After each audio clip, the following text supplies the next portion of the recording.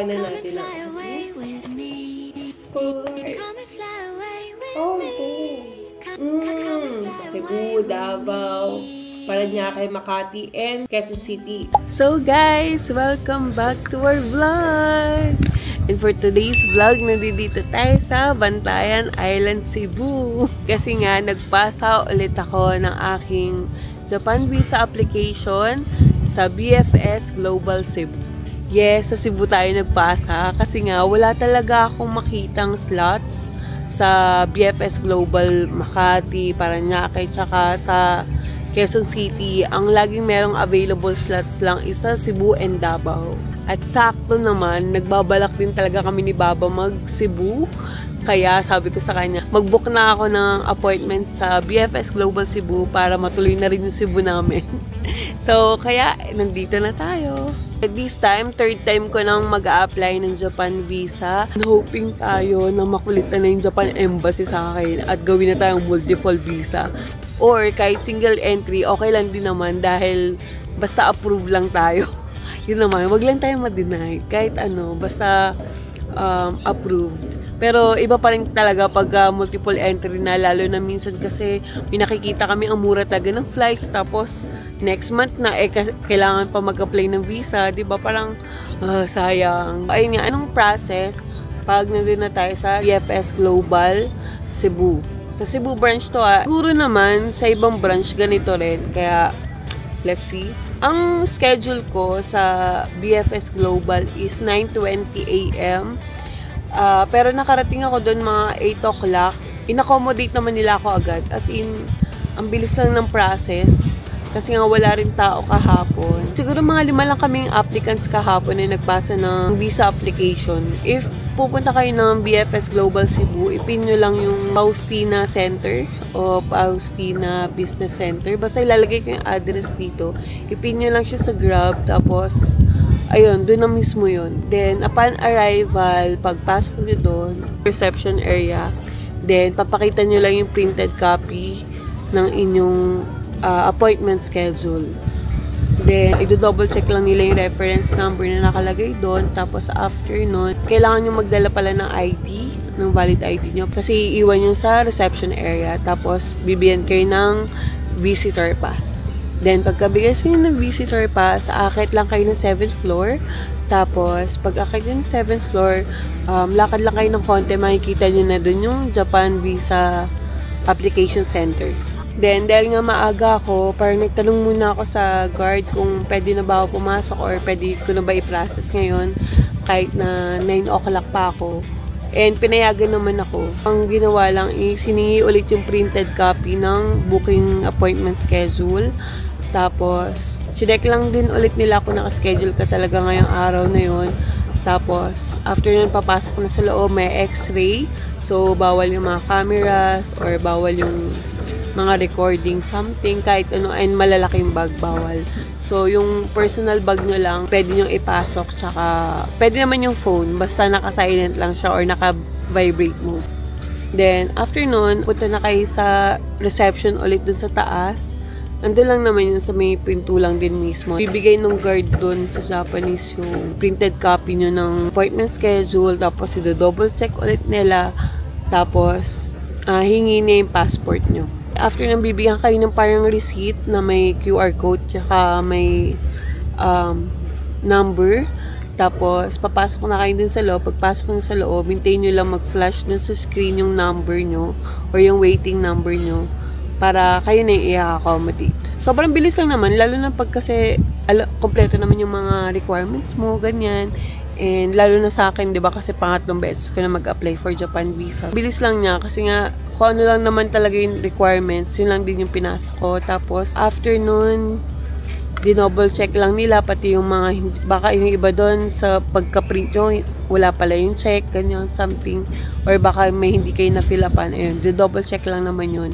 Tatanungin kayo kung gusto nyo ba ipa-deliver na lang or ipipick up nyo doon. So, dahil sa Manila pa tayo, pinadeliver ko na lang, which is 370 pesos ang delivery fee. Plus, may niresize sila na document ko, yung ITR, kasi mali yung size ng napaserox ko, parang naka-long long bond paper siya. Diba dapat kasi lahat A4 size. Bali mga 380 lang ata binayaran ko or 400. Basta mga ganun lang. Binayaran ko all in all. So, yung process naman sa pagbubook ng appointment, i-discuss ko na lang sa inyo once na nakuha ko na yung Japan visa. So, ayun, sobrang smooth naman ng process as in, walang hassle. Tapos, ang bilis lang talaga. Ang hirap lang kumuha ng schedule. Yun lang yung pinaka-problema ngayon. Pero yung process, sobrang bilis lang. And sobrang smooth lang. Then, ayun, update ko na lang kayo once na nakuha na natin yung result. So, hi everyone! Here's the update for our visa application sa VFS Global Cebu. Karating lang niya. Naka-plastic to kanina. Kakaalis ko lang ng plastic. So, let's open kung approve ba tayo. And, sabi ko sa inyo, okay lang kahit single entry. Basta approve tayo. Check natin. Hanapin natin. Itong orange, ibig sabihin yan, use passport na yan. Pag may nilagay silang orange dyan. Wala. January. Oh, ito. So, approved tayo. Pero, single ulit. Single ulit, guys. Pero, at least approved tayo, di ba?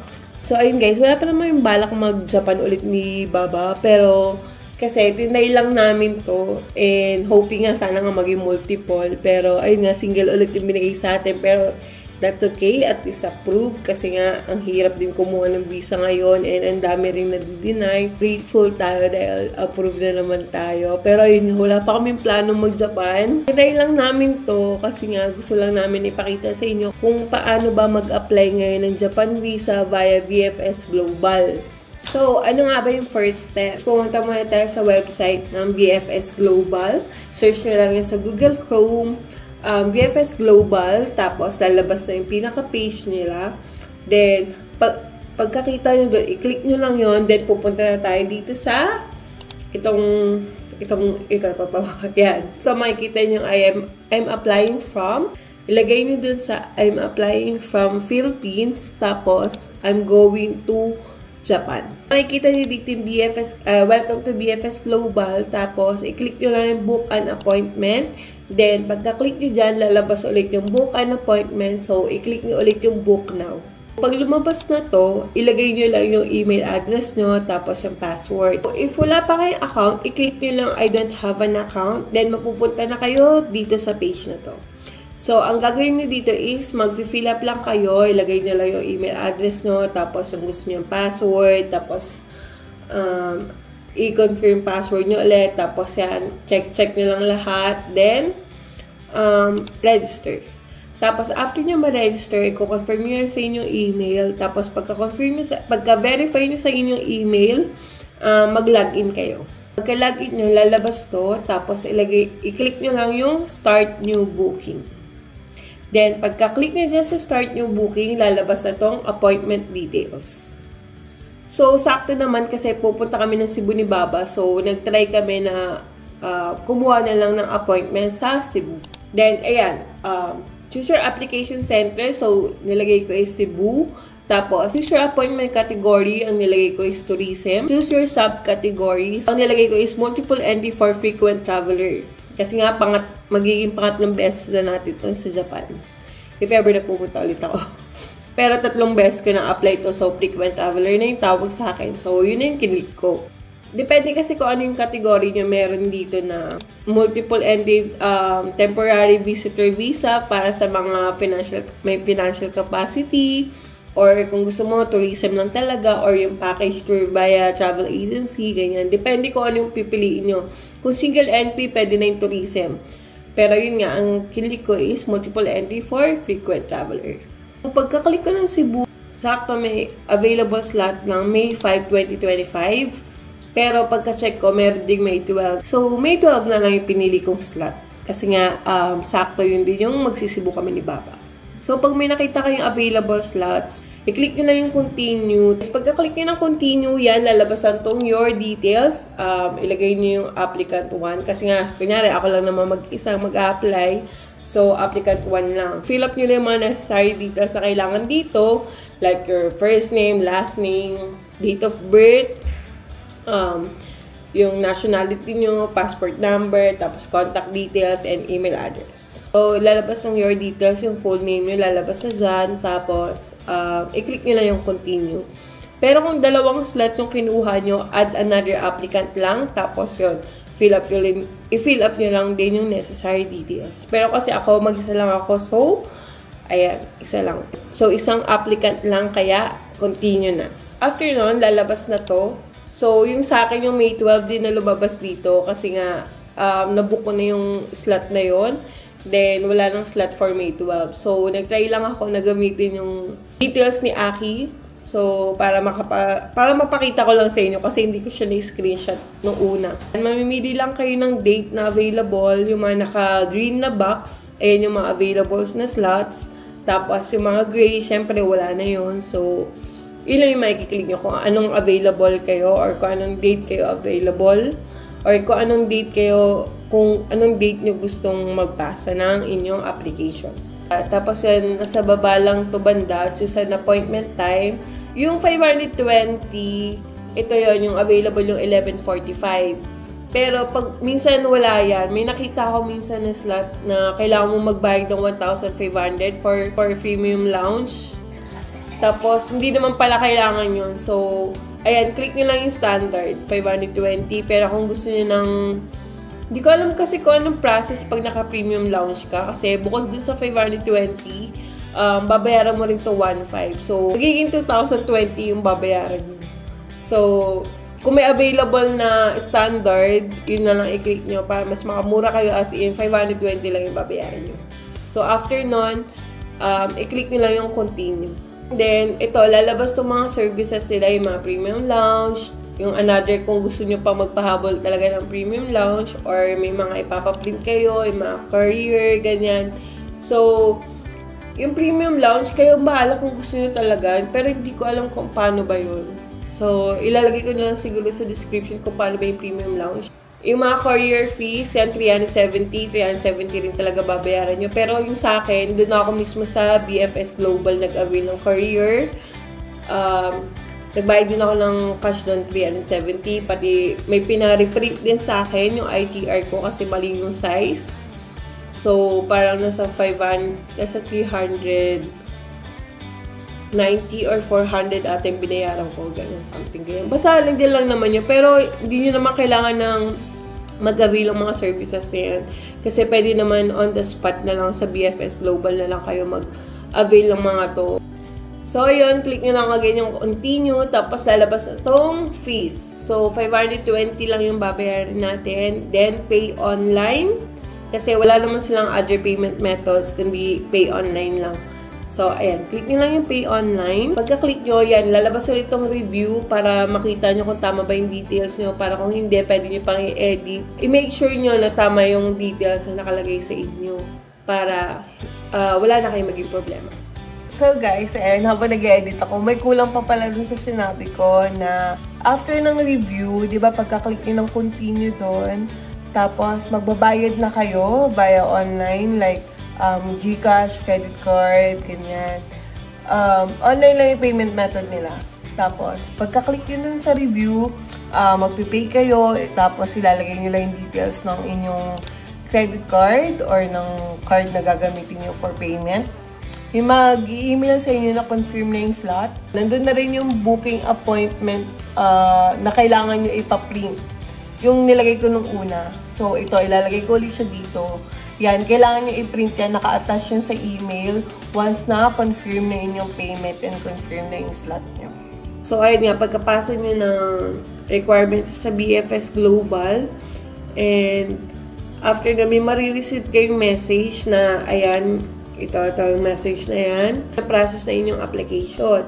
So, itong JPN, mahaba yan eh. Yan yung reference number nyo.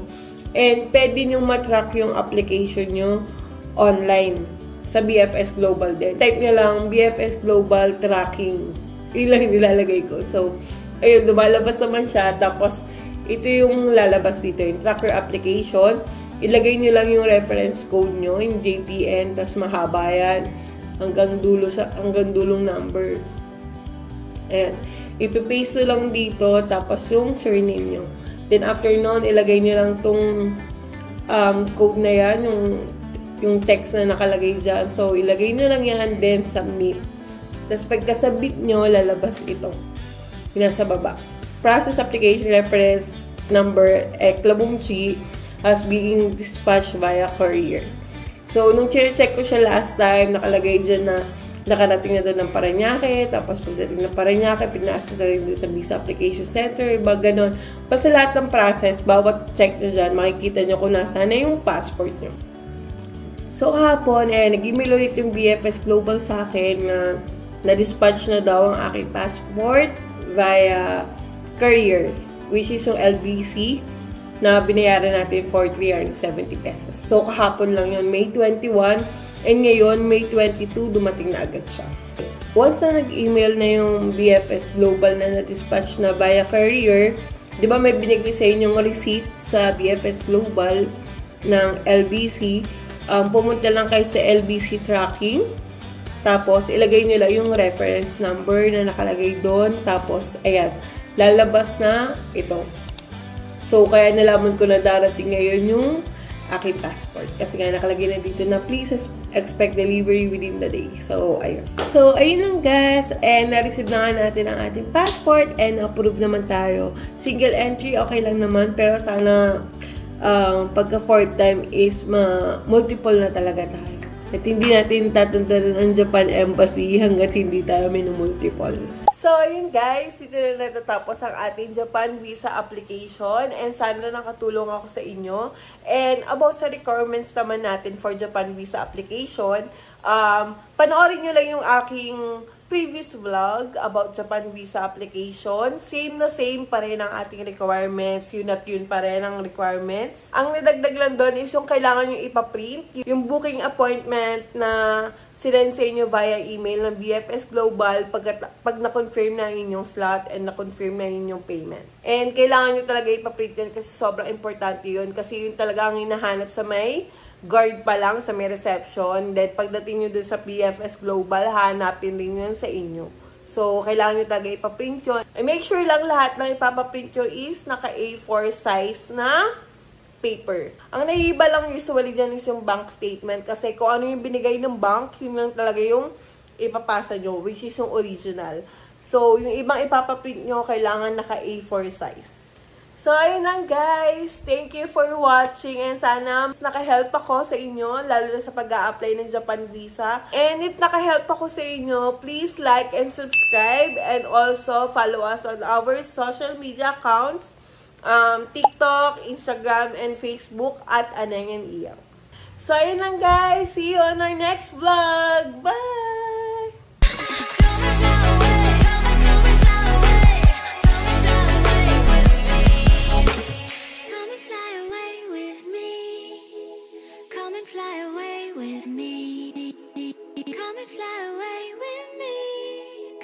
Come and fly away with me.